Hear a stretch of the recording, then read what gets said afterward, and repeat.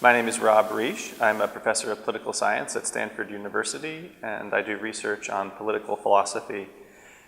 Recently, my research has focused on questions about the provision and distribution of education and the normative principles that should guide the provision and distribution of educational opportunity. I'm an editor of a recent book called Education, Justice, and Democracy that I think relates directly to the material that we're developing in Chapter 18 on education. I'm a lead author on Chapter 18, which is on education and its relation to the promotion of equity and justice. I'm especially interested to discover how it is that the entire project can contribute both to innovation or creativity in the very way in which social progress is conceptualized or defined, and then most ambitiously to see whether or not the collective efforts of the group, and in particular the efforts within the authors of our chapter, can make some contribution to public policy or to the relevant things that are measured with respect to educational attainment, outcomes, opportunities that would travel cross-nationally and help inform whether or not the kinds of things that we care about generally with respect to education are in fact being promoted and advanced across the world. Well, I don't think it needs to be argued especially vigorously that education matters a great deal, so I don't think there's any special burden upon the chapter or our authors to contribute a defense of the importance of education.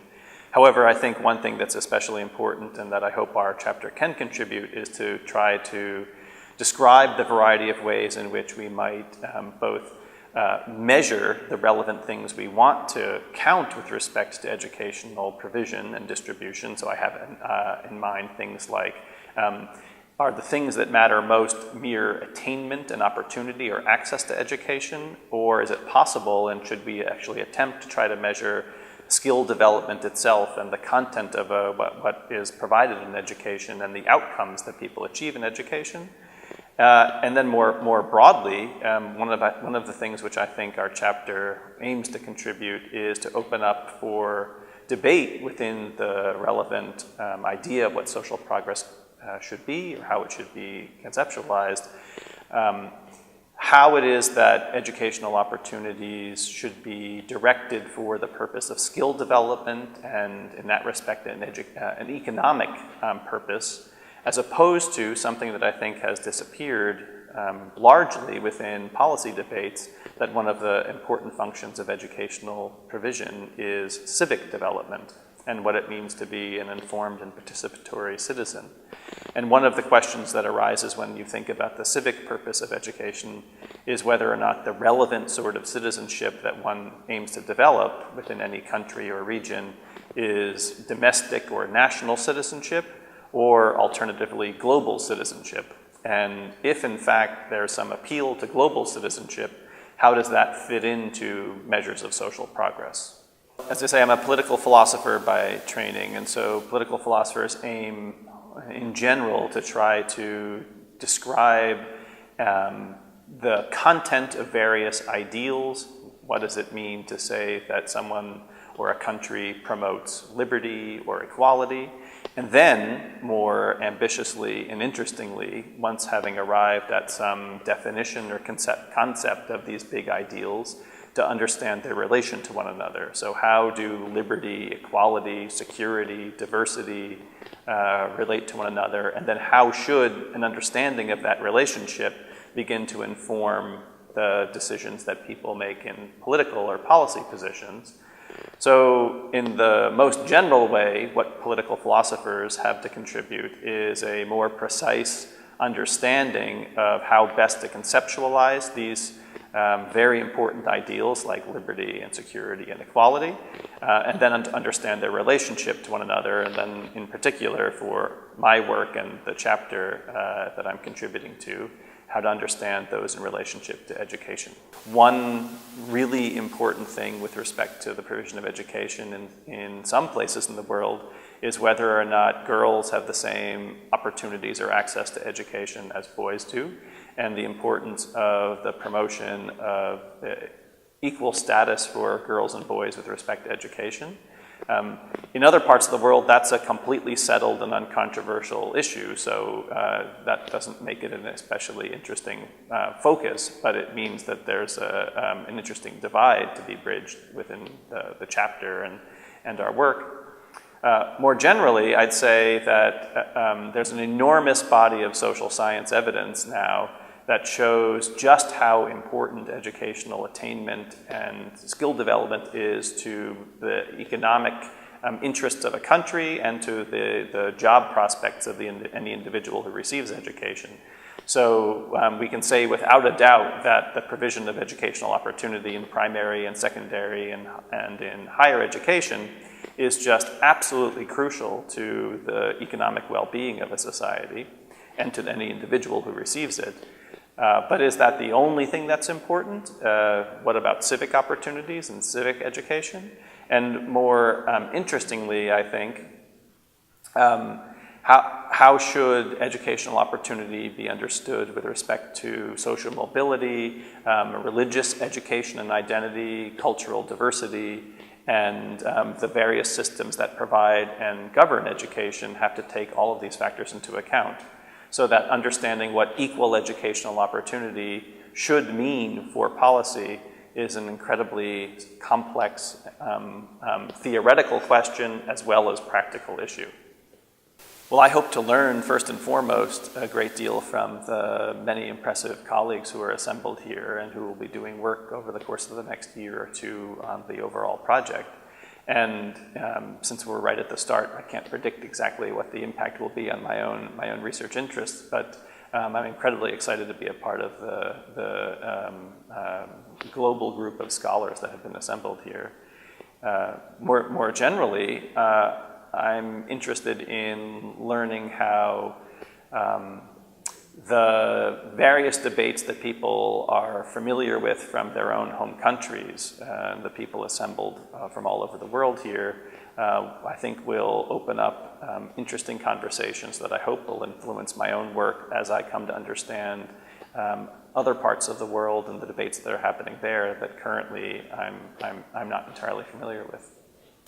The IPSP could be the launching pad or the seed bed of a new way to conceptualize what social progress is defined as. And in that respect, the most powerful contributions to policy often come about only uncertainly and over a longer time horizon, where the most consequential changes that set in motion an evolution in how it is that social progress is defined come from the work of people who are not especially connected to policy creation in the first place. It comes from people who are concerned with ideas. And at one level, one hope for the IPSP is that the innovations or developments that happen through this project will be really important contributions to the world of ideas, which over the course of time will come to influence how it is that policy is understood and indeed how social actors more generally think about what social progress is. A more shorter term aspiration is that different chapters will try to define different outcomes that ought to be very important or considered more broadly through the recommendations they make, either with respect to the design of policy or to what's measured with respect to their particular policy issue. And those new understandings about better policy rather than worse policy, or better measurements rather than worse measurements, can more quickly inform what it is that people study and what it is that policymakers do. One change or one social policy change? Either one. Anything that I think is feasible or likely in my lifetime. Which one? Feasible? Yeah, feasible. Feasible in my lifetime.